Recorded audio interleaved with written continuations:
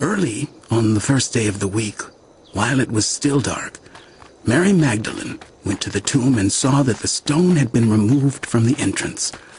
So she came running to Simon Peter and the other disciple, the one Jesus loved, and said, "They have taken the Lord out of the tomb, and we don't know where they have put him." So Peter and the other disciple started for the tomb.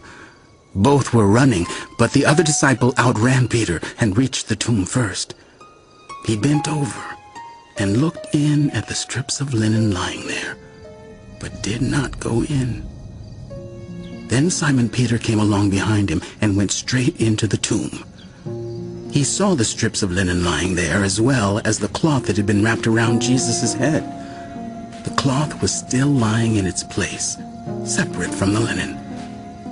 Finally, the other disciple, who had reached the tomb first, also went inside.